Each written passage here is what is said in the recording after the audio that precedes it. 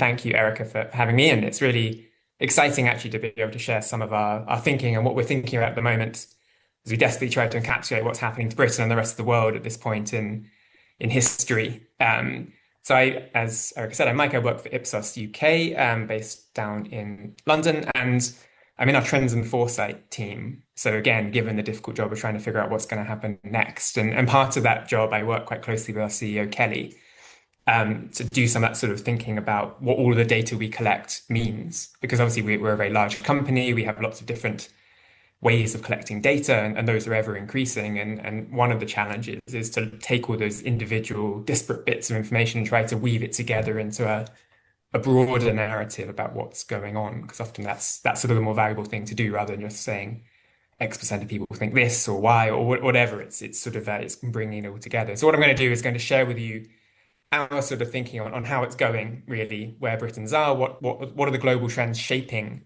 life in Britain, and hopefully think about what those implications are for organizations in any part of the country, and how to thrive in 25, to use a rather excruciating expression, but thinking about how we make people hopeful at a time that's actually, potentially full of change and quite difficult to deal with for many types of people. Um, and I think, the interesting thing about 2025 is it's that for a long time it's been one of those years that's the target for lots of different types of initiatives. So, the 2025 vision for this or that, and now we're actually here. We've become a reasonable part of the way through the 21st century, and we see lots of big anniversaries happening. My own company, Ipsos, is 50 this year, for example. We had VE Day a couple of days ago for the 80th anniversary of the end of the war in Europe. And it seems almost every day there's a new, quite large anniversary for something that's happening in Britain. And I think, for a long time, maybe in the early 2000s, that wasn't actually true. It felt a little bit like a holiday from history, the idea that, things were kind of bobbling along and nothing major was happening. But that's obviously changed quite a lot. And I think the reflection that we have when we came to this year is actually UK society, the world as a whole, looks very different to how it did at the start of the century. And maybe if we'd thought about that before the pandemic, that wouldn't have been true. Things kind of felt more familiar, perhaps, for those of us who grew up in the last century or, started our careers in the early part of this century. The level of technology use, the amount of AI, the number of AI note takers we swat away from our calls now. It's sort of the world does feel very different, and we've become quite different as a result. And I think lots of those slightly older institutions are now having to think about how they change because the society that we're now living in is very different to the one that they might have been set up with. And I think if we look at everything that happened over the last quarter century, like I said, most of it seems to have happened since the pandemic. So we're terming this the restless decade. I think it's a time when a lot of things are in movement, a lot of things are coming up, a lot of things are going down. There's a lot of change happening. And the rate of pace has been accelerated by all the different sorts of things that the pandemic sort of unleashed. So, we talk about maybe five different things. There's more events happening more frequently, whether there's sort of economic crises and inflation, the political instability, which, we've seen even in Britain, the local election results becoming a five-way race in many cases. Around the world, the power balance is shifting. We see lots of social unrest, and obviously underlying all of that is the increasing rate of climate issues that we're seeing. So, this rapid set of changes is making things change more quickly. It's driving a faster rate of innovation, a faster rate of social change than we've been used to pre-2020. And we see that in our data. So when we ask people in Britain, and we've done this since 1999, whether they feel that technological progress is destroying their lives, in 2024, that score reached the highest level we've recorded over that whole first quarter of the century. So even in 1999, the time of the fax, pre the internet, pre many of the things that we use day to day now, still 44% of people thought that technological progress was destroying our lives. But actually, between 2013 and 2024, you see an over 20 percentage point increase in Britain. So a real sense of acceleration, and much of that came in the last couple of years. People are really feeling discomfort in Britain at the rate of change that's going on, and that's actually true in many countries around the world. I'll ask a quick question. You don't need to shout it out, just get a thing or put it in the chat. But we ask every month a question about what the biggest issues are facing the country. And these are some of the top four, and I just want you to think quickly about which of these you think is probably the biggest issue for Britain right now.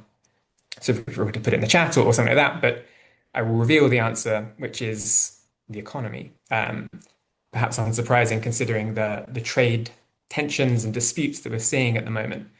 And actually, that alongside immigration, which, as we know, is another large issue for the public, the government's talking a lot about it this week, has pushed, the NHS, which is perhaps a longer running and more severe crisis in many senses, further down the list of priorities. And actually, inflation, which was a very big concern this time last year, is now beginning to contract as well. So we're becoming very economically minded and economically concerned, but it's more big picture now about the UK economy, about our place in the global trading order, rather than what's in my pocket, how do I afford my daily essentials. But obviously, that varies a lot by income and by region. And I was struck by one stat. So we ask a question called the Economic Optimism Index, and we've done that since 1978. Again, another long-term institution that we look after. And basically, this score is the proportion of people who say they think the economy will improve over the next year, subtracted by the proportion who think it will get worse. And this long line, which is all of the data, almost 50 years of data, first of all, tells you that almost always more people say the economy is going to get worse than get better, that the zero line is sort of the top third there. So actually, most of the time, Britons are pretty economically pessimistic. But what we found this month was we actually got the lowest score since we started running the survey. So I think actually the level of concern about the economy we had on the previous slide is understating how concerned people are. And we see this in the impacts on economic optimism, on people's purchasing decisions, on what they choose to invest money in. There's a real concern about where the economy is going, and that's greater than it was during the pandemic, during the economic crisis of 2008, and right at the far left-hand side of the chart, also worse than in the recession in the early 80s, at the start of Margaret Thatcher's time in power. So I wanted to reflect very quickly on our global trends. We have a set of trends that we think are shaping not only the world, but also Britain. And I wanted to go over a couple of those that we see as being particularly important for the moment that we're in at the moment right now in Britain. So there's one about splintering society, the importance of nostalgia, how trust is changing, which I think is something we're going to look into a lot more because it feels like it's changed quite a lot who we trust and how we choose to do so.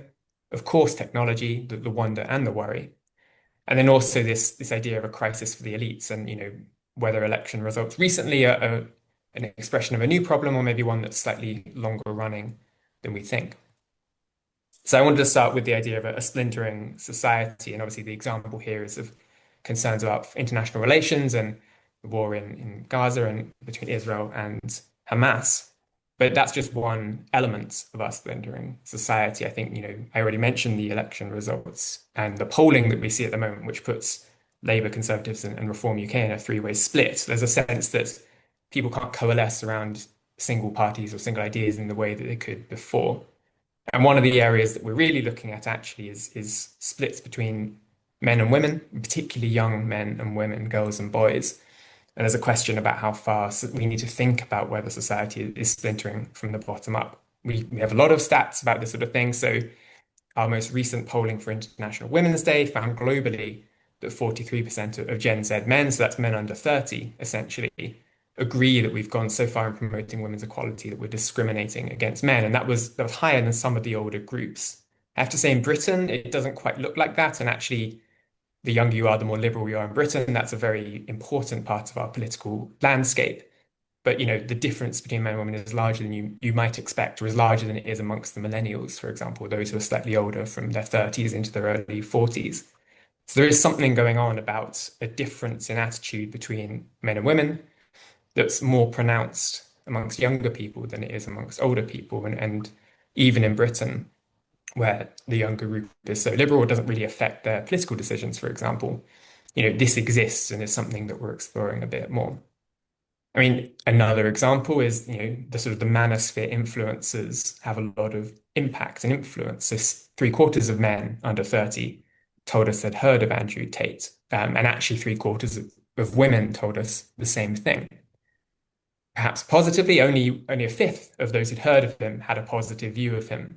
But a slightly larger proportion of men said he raises a number of important points about real threats to male identity and gender roles. And I'll come back to this at the end, the idea that people are saying things that are overly powerful, pungent, or that are easy to disagree with, but underneath it all, there's a grain of truth or a point that people think is important to discuss, is one of those issues that people are using to begin to prize apart groups and contributing to perhaps a splintering of society. And then that question, of course, is who fills this information vacuum. We did some recent polling on where people get their news from for another event, I think for the BBC or for Anthropy, and we found that half of Britons aged 16 to 34 say they trust the news they get from online influencers. This wasn't, websites or institutions, but individuals providing people with news, whether that's on TikTok or Reels or other online platforms. And that was much higher than any of the older groups.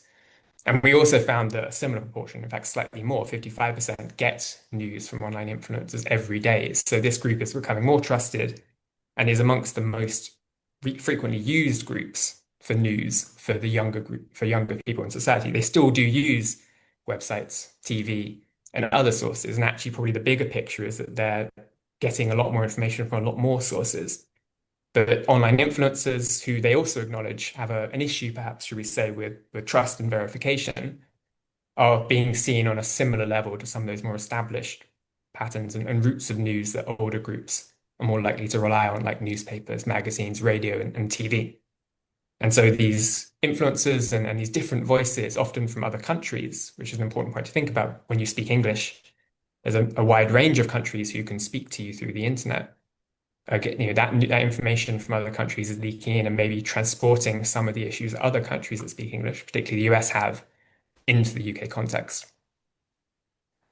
The second one I want to talk about is nostalgia. Nostalgia is, of course, hugely dominant in Britain, and actually has been for a very long time. I think we've always thought our best days are behind us, but it's sort of reached a level of cultural expression that feels even more all-encompassing than it was before, and I think colours a lot of what people are looking for.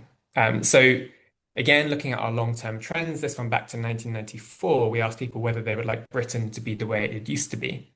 And what we found late last year was that we got the highest level of agreement in the whole of the series. So 63% of Britain said they would like the country to be the way it used to be. And again, that's almost a doubling from the turn of the century, although if you look back to the 90s, we were at similar levels, which tells you, looking at all of this, most of the points are above 50% that we are a nostalgic country, but perhaps this has reached a particularly high peak right now. And that is a term for semiotics, I think, the idea of a dominant cultural expression, the way that people just by default express themselves. Nostalgia is thoroughly ingrained into our psyche. So, I pulled a couple of images from the internet. Obviously, the left-hand side one didn't actually happen, but in case you've missed it, it's the 100th anniversary of the chocolate digestive, which again is a brand and a type of food that's very closely associated with Britain and patriotism, perhaps, but also with nostalgia and something that everyone remembers eating when they were a kid. And so, you see companies like Pladis, a multinational food company, leaning into nostalgia to sell the biscuits and to remind everyone of its important role in British society. Now, on the right-hand side, I mentioned VE Day already, but, the Second World War and the victory out the end of it is very much the foundational myth of modern Britain, and that's slowly passing out of living memory, sadly. But, this is something which was defines who we are in a way that many other events don't, and unsurprisingly was a huge focus for many people, brands, and politicians over the last year or so. And then slightly more recently, in the middle, you have Oasis, obviously announced their reunion last year, and through our sort of passive measurement of websites, we found, that Ticketmaster became completely overloaded with people searching tickets. It was a national obsession, the likes which we haven't seen for a long time. And, harking back for many people of my age and slightly older to their growing up in the 90s, to the Britpop era. Again, the 90s has become the sort of the new nostalgic period that people look back to. And of course, the irony is that even when Oasis were new, they were seen as a nostalgic tribute act to the Beatles. So it is nostalgia all the way down in Britain. The fact that we're nostalgic for a band that itself was nostalgic for another band shows exactly how imbued our society is with nostalgia.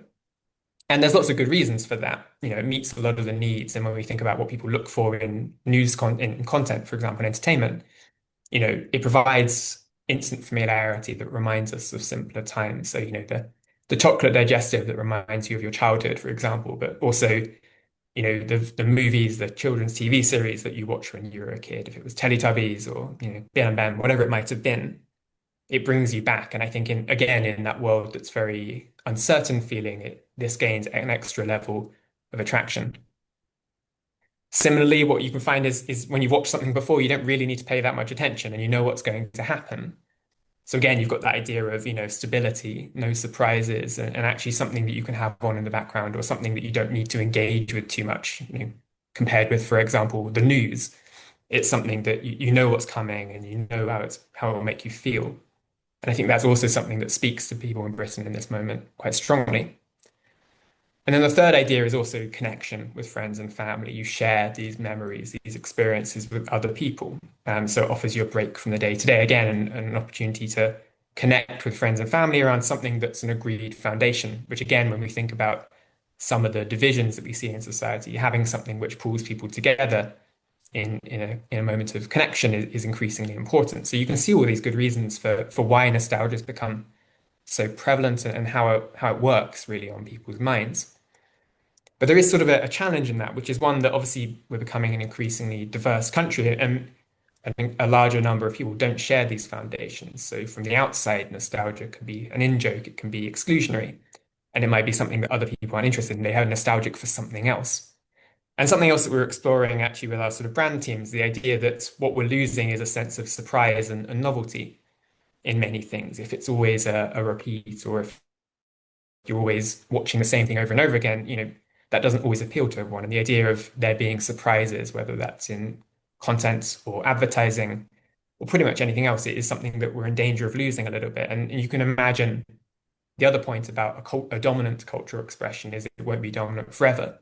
So there's a question as well about when will there be more interest in the future and in novelty? When will that moment happen? And how will people looking for when it does?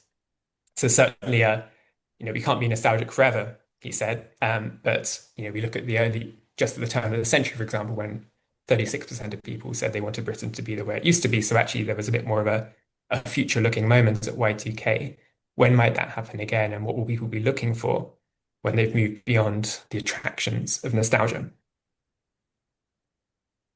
The fourth one then, so this, of course, Nigel Farage with his 6 votes in Runcorn and Helsby, the idea of a crisis for the elites, which has really been writ large in Britain in the election results. Obviously, these are a section of results in some counties. It was beyond a high watermark for the Conservatives, lots of other points, but I think it's a very powerful telling of a story, but perhaps a story that's a little bit older than I think we acknowledge. And in fact, Nigel Farage is a little bit older than we acknowledge and is a very well-known character, like Marine Le Pen, like Geert Wilders, like Donald Trump, been known to the public for over a decade.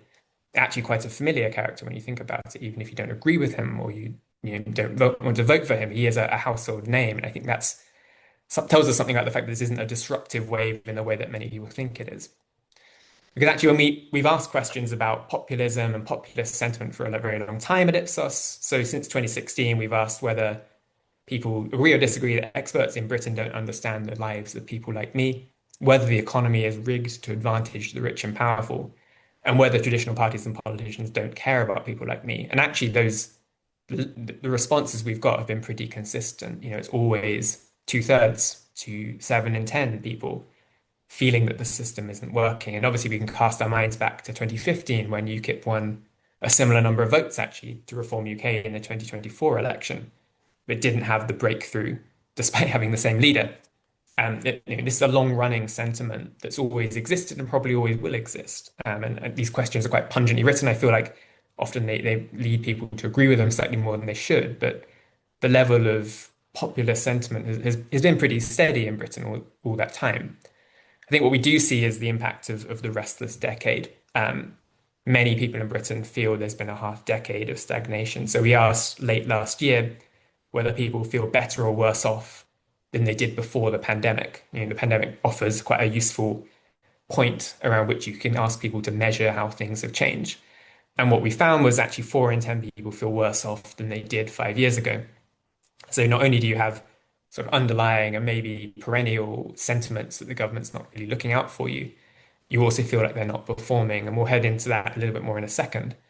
But across much of Europe, this chart looks very similar. In the US, it's slightly more balanced, which would make sense considering the economy's grown a lot faster.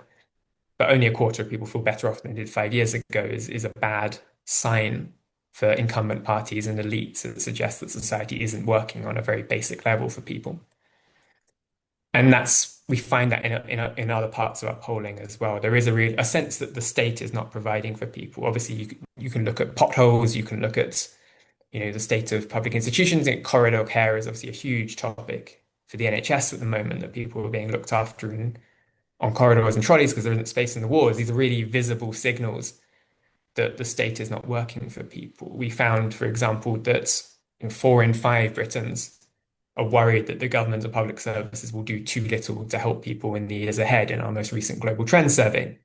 And this is an international survey. It places us amongst Latin American countries rather than European countries. So it's in a particularly acute sense that the state is not doing what it should for people. So it's unsurprising to see that, people like Nigel Farage are capitalizing on this and able to offer a change, and a change that's slightly more different to voting for Labour, which obviously Labour capitalized on last year. But they've inherited perceptions of a state that's not working for people, and those take time to shift. And making those systemic changes, whilst also showing short-term changes that actually matter to people, is one of the big challenges for the government over the next couple of years, and one that clearly, based on the results from earlier this month, is one they've yet to resolve. And that links a little bit to this other point about trust. So trust is evolving, I think. We've been tracking trust for a very long time, as I'll show you, but I think the nature of who we choose to trust and how we make those decisions is changing in ways that we don't yet fully understand as a result of the internet and various other things that are going on. So again, a second question for you. Don't feel you need to shout out, but every year since 1983, we've given people a list of professions in the UK and asked whether they would trust them to tell the truth or not. And 3 of those are TV newsreaders, the ordinary person in the street, and journalists. So I'd wonder if just take a moment to think out which of those you think are most likely to be trusted by the public to tell the truth. So I'll move on quickly. The answer is the average person, which is something that's been rising over time, actually. I think in Britain and in many countries, actually, social trust, the idea that you would trust someone to return your wallet if they found it in the street, the idea that someone would look after your cat if they found it, or whatever it might be, that has been slowly rising. But actually, trust in many other professions has been dropping. TV newsreaders are a particular case where trust has fallen quite substantially since the 80s, and that predates, individual crises or issues like Hugh Edwards. It's a longer term decline, which probably relates to that point I made earlier that younger people aren't watching TV news and therefore are less likely to trust TV news readers, and that's very true when you look at the breakdown. It is the younger groups that are pulling this number down. Journalists, 27% actually a reasonably good performance for them. When we look back to the 80s, it was more like 20% of people said they trust journalists to tell the truth. They're routinely in the bottom 5 of the list of professions that we ask about, alongside politicians, government ministers, and advertising executives. So 27% is actually a reasonable increase for them over that time, but still obviously tells you that trust in the media and trust in individual journalists has been very low for a very long time. And actually, they make it onto my list of the different types of people who've benefited over the last 4 decades in terms of public trust. So doctors, for example, are trusted by nearly 9 in 10 people in Britain. And although that's really high, that has also increased from the early 80s when it was closer to 4 in 5. And in the last couple of years, we added nurses to the list. And they are the most trusted profession in Britain, routinely getting, 90 to 95% of people saying they trust them to tell the truth. More interestingly, perhaps, is scientists are much more trusted than they were in the late 90s. So between 1997 and last year, the proportion who say they trust them to tell the truth has risen by 16 percentage points. But 2 of the biggest beneficiaries of changes in public trust are the next 2. So civil servants and trade union officials, both of which have increased trust by over 30 percentage points since we started asking this question in the 80s, which was a very different time of industrial relations being very combative with large strikes. And for civil servants, it's sort of, is it the yes minister effect, moving away from that idea of civil servants trying to do very little. But again, this is a perception of younger people driving improved views of civil servants and trade union officials. And I mentioned journalists who, you can see, were trusted by even fewer people in the 80s, but actually bankers too, who we added in the wake of the financial crisis. Trust in bankers has risen by 15 percentage points since 2011, which tells you, people have moved on perhaps from the the crisis, and they're being viewed more as business people rather than an individual category of people who crashed the economy. That perception has begun to fall away. But what initially we thought it was quite hard to square this data of lots of rising trust in professions with what we see at the headline. Often people talk about trust being in crisis, which isn't something that we agree with. I think trust has always been relatively low in lots of the institutions we care about, so whether it's the government or public services. But what we're seeing now, which I think is a new development, is that trust in people and individuals, influences even, is rising, whilst trust in institutions is staying level or even declining. The government is now not trusted to look after the future in a way that it was given a bit more um, a bit more latitude to be trusted even a couple of years ago. Post-pandemic, it's struggling to build trust, but trust in people isn't. And that the fact that those two are moving in opposite directions, I think, is really interesting and tells us something about British society today and where and how we choose to trust. But we're still trying to figure out exactly what it means, but certainly something to watch, I think, over the next couple of years. And I think the final reflection on trust is that trust is surprising as well. I think the key thing is we tend to assume that young people don't trust anyone, when in actual fact they tend to be more trusting than older groups. And if you look for trust in professions or trust in institutions, often it's the baby boomer generations. This is people who are now sort of from their 60s into their mid 70s are the least trustworthy. So when we asked what proportion of people thought social media influencers were trustworthy in a global poll, obviously the younger you were, the more likely you were to say that you thought they were trustworthy, but still only a fifth of Gen Z and millennials thought they were trustworthy. But actually, when we look at journalists too, so a more traditional form of news provider, trust is higher amongst younger people as well. 4 in 10 of people from Gen Z, so people under 30, say they think journalists are trustworthy, and that compares with just 1 in 10 of those in their sort of 60s and 70s. And you see quite a big difference between the two younger generations, so effectively people up to their mid 40s, and the two generations beyond that, so those from 45 plus. So there's sort of a sense that trust is actually strongest often amongst younger people. But also you need to watch out and make sure you don't assume the wrong people, who's trusting whom and what that means. And that kind of, links to the other area, which of course we're thinking about, which is the wonder and the worry of technology. I think, when you think about AI and the advances that we're seeing there, or any application technology, those two things come hand in hand. We wanted to acknowledge that sort of two parts view lots of people have about technology. And one thing we do is we ask people whether they are nervous. So, do you agree or disagree that products and services using artificial intelligence make me nervous, and products and services using artificial intelligence make me excited? And then you can look at the two alongside each other on a scatter plot like this and get an understanding of where the balance lies. And so Britain is in red there on the top left, which tells you they're more nervous than they are excited. But when we look at this as a global poll, it begins to tell us some other stories about where we fit and what views about technology look like around the world. So we have on the right-hand side there a group of Asian and African countries who are more excited than they are nervous. So China, Turkey, Thailand, South Africa, Mexico, Indonesia. So many of those sorts of countries, there's a level of optimism of what technology can do for the future that speaks to their more optimistic view of the future more generally, and also shows there'll be different sorts of adoption issues perhaps than in other countries. In the bottom left almost then, so countries which are probably as excited as they are nervous, or slightly more nervous than they are excited, it is much of continental Europe. You can see in that circle we've got France and Germany, Poland, Spain, and Italy.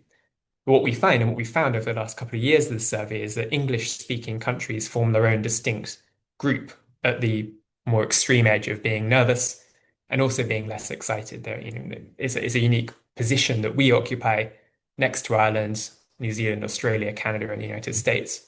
And obviously, much of technology is driven from the US. The English-speaking world tends to be the first to get these advances before they reach out elsewhere.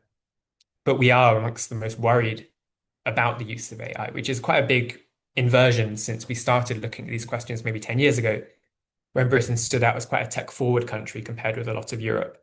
We were still behind the US or other countries, but if you were to compare us with France or Germany, we used to be more early adopter, more tech focused than these countries. So that's changed quite a lot as I think the world has become more scary feeling and people have been less trusting. Britain has sort of lost that edge a little bit, which I think is quite an interesting development. But I think asking about AI as a single entity obviously doesn't make sense, for want of a better phrase. It does different things. It's a technology that can be used for different solutions. And when we start to dig into it, you can see the sorts of areas where people are more or less comfortable about the benefits of AI. So, there is a lot of positivity around AI making it easier, making you more efficient, reducing the amount of time it takes you to get things done, improving your entertainment options, which I think is quite an interesting one to see up there. 4 in 10 people saying that AI will make their entertainment options better over the next 3 to 5 years.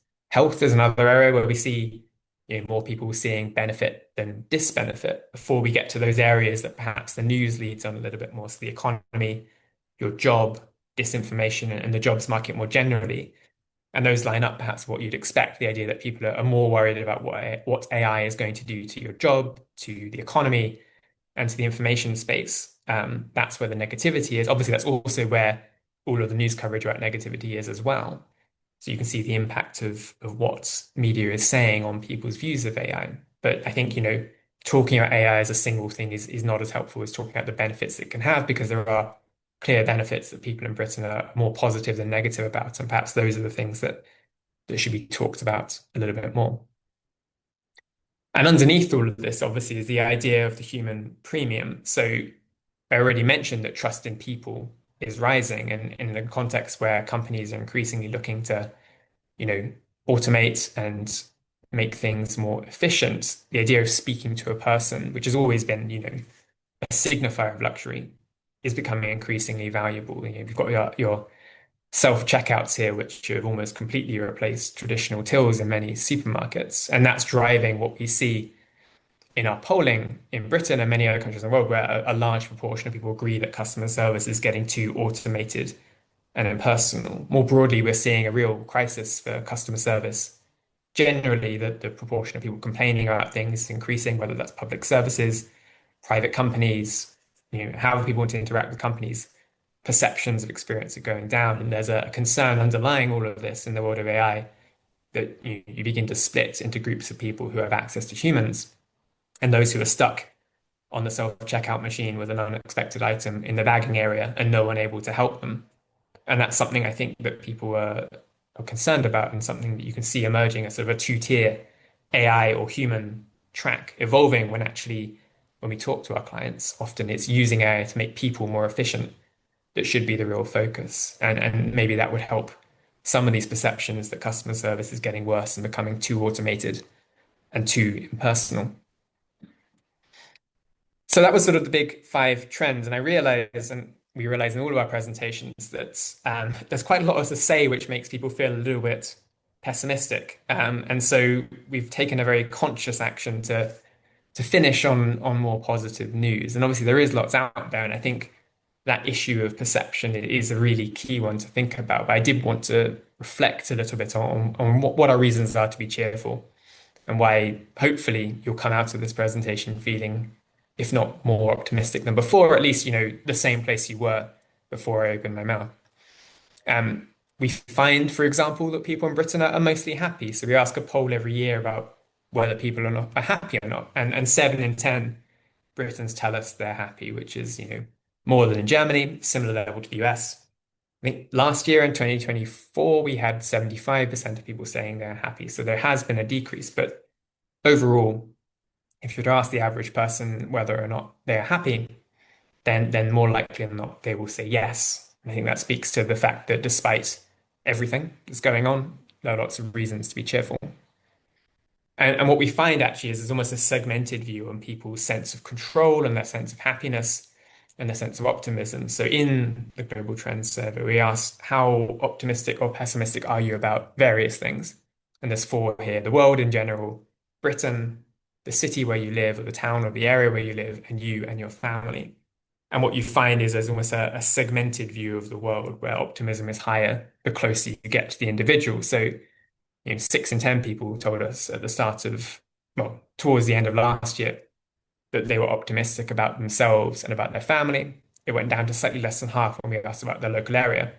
Just a quarter of people were optimistic about the future of Britain, and then a fifth about the world in general. And there's a line here in terms of how much control you think you have over events, and I guess what you're interested in, that shows that the closer you get to the individual, the more optimistic people become. And I think what we find is that the balance of news, the balance of what people want to talk about, and the balance of what we poll about is often more towards the left-hand side here, towards talking about the world and talking about Britain, which means that we miss much of the optimism that you see on the right-hand side when you would ask people about their local area or themselves and their families. So it's optimism is there. Perhaps we need to be more practiced and more intentional in seeking it out, um, and thinking out the questions that we ask. And that's a reflection for us as much as for anyone else.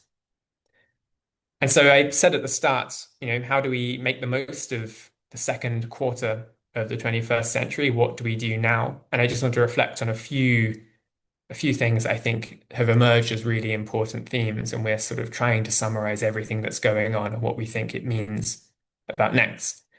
And so when this is the thing the government is struggling with, but it's also something for everyone. It's, how do you do well in this uncertain and complicated world? And there's a real emphasis on taking people with you. We do a lot of work with companies on their employee experience trackers, talking about culture, talking about, the workplace. And obviously, for those of us based in office roles, the return to the office is still something that's has the potential to be quite a toxic issue. We did some polling and we found that amongst those employees who were being asked to come into the office more, almost 7 in 10 said they didn't believe the reason their employer was giving for the mandate to return to the office. Employers often talk about, in-person collaboration and those sort of things, but underneath it all, there's a sense that employers just want more control, or want more, want to have a closer eye on what people are doing and don't trust them.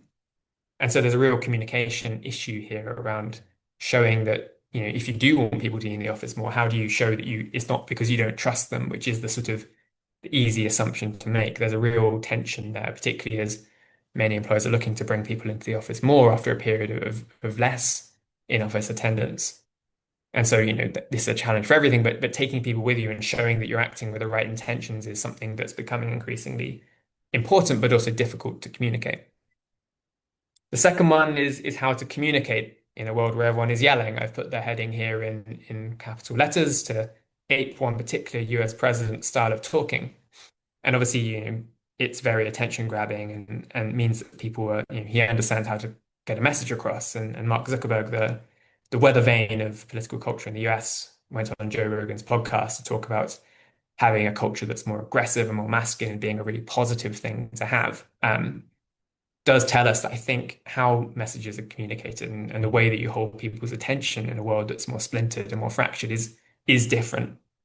And there's something to learn from people who are not yelling, but perhaps more forceful in their communication, and particularly when you might be the sort of person who's having to communicate against them, or looking to compete, or looking to provide a different message. There's a lot of learnings, I think, to be had in how you get people's attention in a world where there's just increasing amounts of stuff that can command everyone's attention at the same time. And then there's a last point, which is about measuring what matters. And I think there's a question about whether we, as a survey company, whether the government, whether many of us are really recording what matters to people and understanding what is the most important. And I wanted to use a case study from the last couple of years, an inflationary spike that we saw to show this. Now, there's little lines in this, so I'll try and explain it as well as I can. But what we have here is 4 years worth of the issues index data, which I showed you before, but this is the proportion of people who were concerned about, told us they were concerned about inflation and prices over that time between January 2020 and January 2024. And what that tells us is that pre the invasion of Ukraine in 2022, no one talked about inflation at all, perhaps unsurprisingly, but it skyrocketed beyond that point and reached a peak around mid 2023. Oh, sorry, late 2022, early 2023, 54%. So half of people in Britain said they were worried about inflation, which is a very high level for that survey because we don't prompt people, we just ask it open-ended. And to get half of people to say the same thing is actually a really big feat. So, that is the peak that we had in late 2022, that concern in inflation. When we look at some of the measures of inflation that the ONS were producing, food and non-alcoholic beverages and the consumer price index, which measure how much prices have increased by compared with the last year, the headline figure that we might remember from early 2023 was basically 10%. So inflation went to 10%, and for food and non-alcoholic beverages, it reached 20% slightly later on. But what you can see is actually neither of these really coincide with the peak, the 54% that we saw in the issues index a couple of months beforehand. So I was looking to try and figure out what might be leading people's views here. And what we found actually was it was petrol, effectively. There's a much better predictor or correlate of the proportion of people who are worried about inflation. You can see that actually during the early stages of the pandemic, the cost of fuel dropped quite a lot. But from, early 2021, it started increasing quite strongly. And the peak of increases in price in motor fuel was just ahead of that peak that we saw with the issues index. So prices were 43.7% higher than they were a year before, just ahead of when the highest level of concern about inflation appeared. So what that tells us is that, the costs people are paying at the pump was a much bigger predictor of how worried they were about inflation than, the cost of food even, or the general level of inflation in the economy. And understanding that obviously can have an impact for governments. The example from the US is Bidenomics. Joe Biden, didn't save the US economy, but prevented a recession, pumped lots of money in, created very strong economic growth and increasing job numbers, and was trying to claim credit for it, desperately talking about these sort of big GDP figures and 400,000 jobs added in last year and those sorts of figures, but those weren't resonating with people. And you contrast that with much of Donald Trump's second campaign, where he was focusing very obviously, perhaps ham-handedly, on the price of eggs, the price of bacon, talking about things that really mattered to people. And I think having that understanding of how people measure success, I suppose, is not about, inflation down to 2%. It's about, well, how much do eggs cost compared with last year? How much does it cost to fill my car? Those sorts of paybook issues are the things which are perhaps matter more to people, and understanding not only what matters, but also getting a good measure on it is something that we at Ipsos think a lot about. Obviously, our job is measurement, but also is something other people need to think about a bit more as well, and particularly thinking about the government. They've committed to lots of big systemic changes in, reducing NHS waiting times, tackling illegal immigration. But what is going to tell people on a day-to-day level that those are working? You can't say in 2 years' time that waiting lists are down if people don't know about it, or people don't feel it. So there's a real challenge there in making things felt, and measuring what actually matters to people to show that you're turning things around. So that is pretty much everything. I was just going to finish on a few final thoughts and then stop for any questions. So obviously, unsurprisingly, when anyone looks at the news any morning, the rest of this decade continues. We're only halfway through. There's plenty more turbulence and change coming. We can feel it. We know things are on the move in a way that they weren't before. But I think often, and even in the naming of the rest of this decade, it's a very negative framing. And there's a point here that change can be for the better. And if things are more changeable than they were before, then theoretically the opportunities to improve things are also greater than they were before too. But it's often about prioritizing, knowing what to advocate for, how to do it, who to protect. The government's dealing with all these questions all the time. I mean, how do you protect the right people in making changes which will be ultimately beneficial for everyone is a real challenge. So there's more of an opportunity, but also more of a challenge at the same time. And then I wanted to finish on the idea of how do we understand Britain and the UK. I think, the ONS has been in the news quite a lot for not being able to provide as high quality statistics as it had in the past.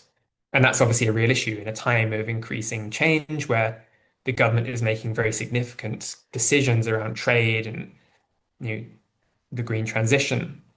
Not having as good information as they can possibly have is a real threat.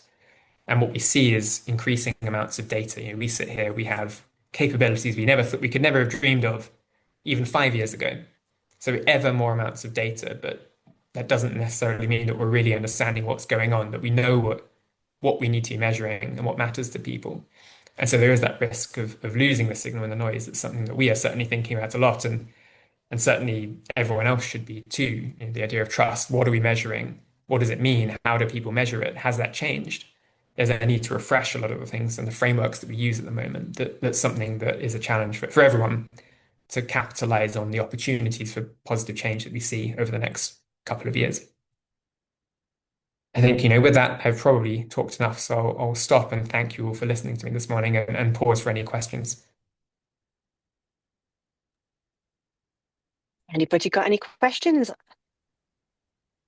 I think you've got some claps there from Emma. There is a question in the chat which says trusting people has been rising slide.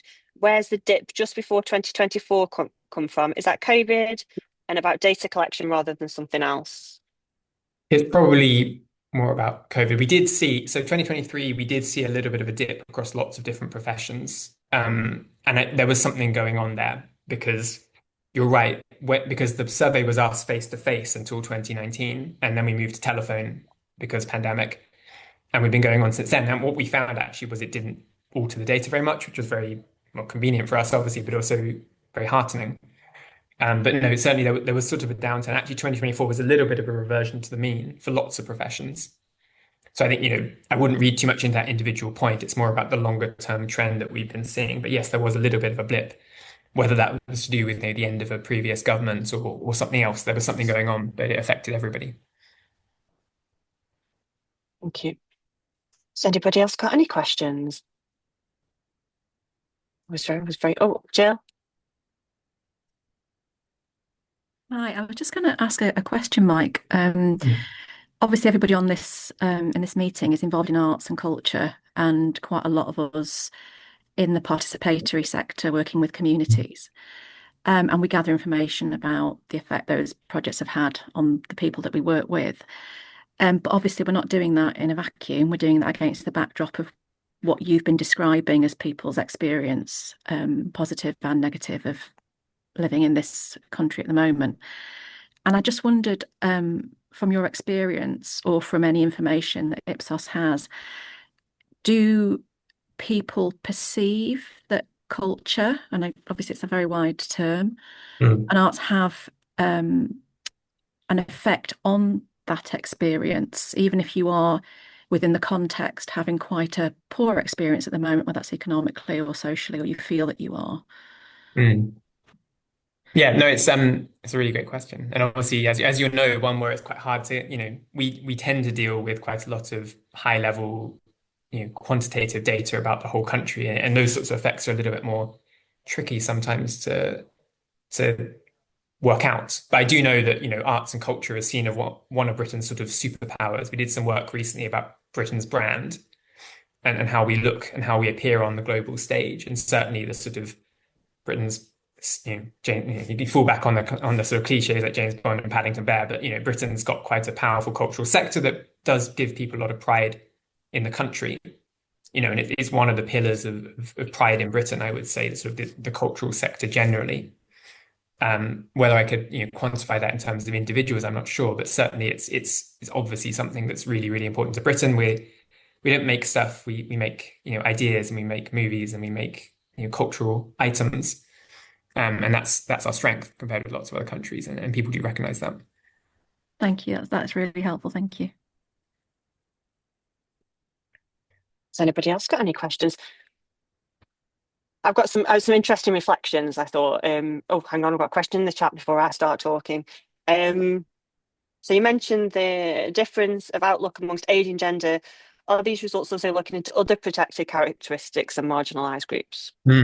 That's really interesting. So it's often, again, the point of measurement is you're always limited by something, and a lot of our work is national level, and many of those groups are relatively small when we run our surveys. So often it's quite hard to say, but certainly, there's the other thing, obviously age and gender are important, but Generation Z or young people, whatever you want to call them, are are much more ethnically diverse than older generations. I think it's like at least of school children, at least, I think only two-thirds are white British, for example, and that was a couple of years ago. So they kind of blend together in a way. And what you're seeing when we talk about young people is often actually a reflection of that diversity as well. So there were some recent headlines around religion, actually, and Gen Z being more religious than people than previous generations at the similar age. And that is in part driven by people coming from very different backgrounds and different religious groups shaping that narrative in a way. So I think it's hard often to pull out for, we did some work with Carers UK recently and talked a lot about carers and their experience in the workplace. But that's because we used our GP patient survey, which has a sample size of 600,000 people. So we're able to talk about relatively small groups. But often you talk about these things in connection with others. So youth and diversity are always connected, for example, but it's often quite hard to individually attract or assign causation or more close relationships to some of those groups that are a little bit smaller. Fab. And I'm not sure, Catherine, if that's a question or just more of a comment. It's just a bit of a comment, isn't it? It's interesting. Yeah. Mm. I mean, like I say, I think my reflect. Oh yeah, Caroline, I couldn't see your hand up. Sorry. Where the hand up button was, so I just wrote in the chat. I was interested in a bit about optimism, and particularly the element around pride in community, and just whether or not there were distinct differences if that data was significant in the UK, just because of challenges, particularly in the region, local authority funding, how great that data was, and you know, what the range was on it rather than the sort of average, really. No, that's a really great question. I'm not going to have that. I think, even if we talk about, I guess, the West Midlands, in a sample of 1,000, it might not be enough to talk about specific areas. But I know what you mean. I think, speaking from London, we do tend to see London as being a bit more optimistic. But it's often quite hard to do that level. It would be really interesting to do. I think we've got some bigger surveys I could maybe go look at. Because that sort of sense of place and local pride is really important, but also it can be very local. And I'm always a little bit not worried, but like thinking about that stat, I'm like, well, what is the city? What is the town? How do people define their local area? Is it their village? Is it, the West Midlands? Is it Hackney? Like sometimes it's a bit amorphous, but we do know that people are more positive about their local area than they're about the country, almost regardless of where they are. Yeah, interesting, and just interesting to see whether or not that might be affected by local election results and everything that's happening. Yeah, we'll be following that one with interest. Thank you. Well, we've just got a few minutes left. So, I think what I found really interesting when I was sort of listening to it both at the BBC and now is how as a sector, we kind of use that to, I suppose, think about how we engage with our audiences or our participants. And, actually, if pride of place and connection to family, that comes out quite a lot in the other research that's happening around the audience research about people wanting to be more creative in their day-to-day lives. Also in terms of, the previous set of audience research, which talked about sort of social choice and how people go along to lots of things with families and friends and actually use arts and culture as kind of much more as a social, I suppose, construct, really. Also, I suppose that other question is how do we have that communication in a positive way, understanding people and where they're thinking and where their lives are at. How does that impact on what we're delivering? So, I think that's the question that as a sector, we probably just need to reflect on a bit more. I've got 3 minutes. Any more questions? No. I think you've blown everyone's mind, Mike, in terms of that, and I think everyone's probably talking too much. Yeah. No. I think probably everyone's going to go, we want to know that information now. So I'm going to have to go back and do all of our research. But it's been an absolute pleasure to have you. Thank you so much. I don't know if I've got much time for Culture Central updates, but the next crew session is actually Mark Scott. No, I can't remember if it's Mark Scott. No, it's a different Mark. We've got about 4 different Marks we're working with from University of Sheffield, who's going to talk about our workforce data for the region. I'm going to launch that. So that's next week. And then I think, what else have we got? Grow's being launched shortly, which is the mentoring programme. And also our inclusive network is starting this week. So anybody wants to join in, let us know. Right, I'll let you go. Everyone's going off for their brew before the rest of the day goes. So thanks ever so much, everyone. And thank you, everybody. Have a good day.